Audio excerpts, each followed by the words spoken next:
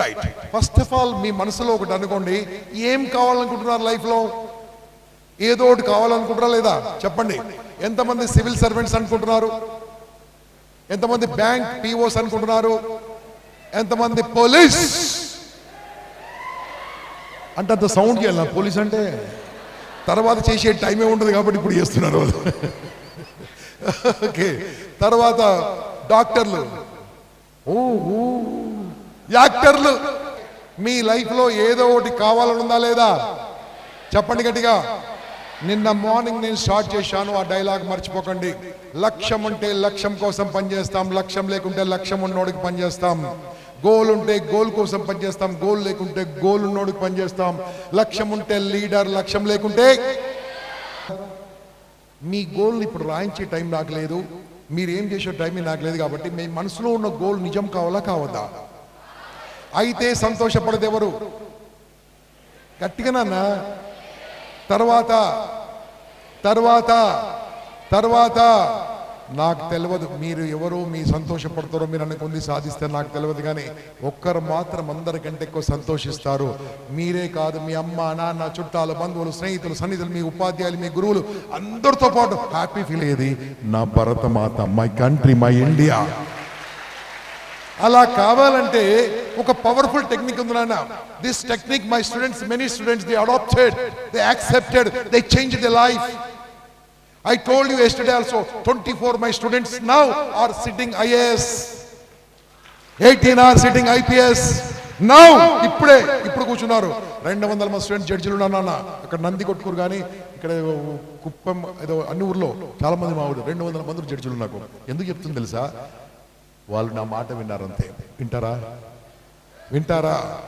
ఇప్పుడు మీరు అనుకున్న గోల్ మీరు అనుకురా, నేను అనుకున్నానా? చెప్పండి నాన్న. మీరు అనుకుంది మీరు అనుకురా, నేను అనుకున్నానా? అనుకుంది ఎవరు? మీరు సరిగ్గా చెప్పట్లేదు. అనుకుంది ఎవరు? చేసేది ఎవరు?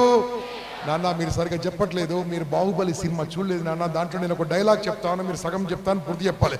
నాతో వచ్చేది ఎవరు? ఇప్పుడు సౌండ్ వచ్చిందే, ఇప్పుడు సౌండ్ వచ్చింది, ఆటోమేటిక్ వచ్చే సౌండ్. ఇప్పుడు చెప్పండి, అనుకుంది ఎవరు? ఆహా, ఏ చేసిన సినిమాలతో చెప్పానంటు. చేసేదెవరు? చేయబోయేదెవరు? సాధించేదెవరు? శోధించేదెవరు? పరిశోధించేదెవరు? చంపేదెవరు?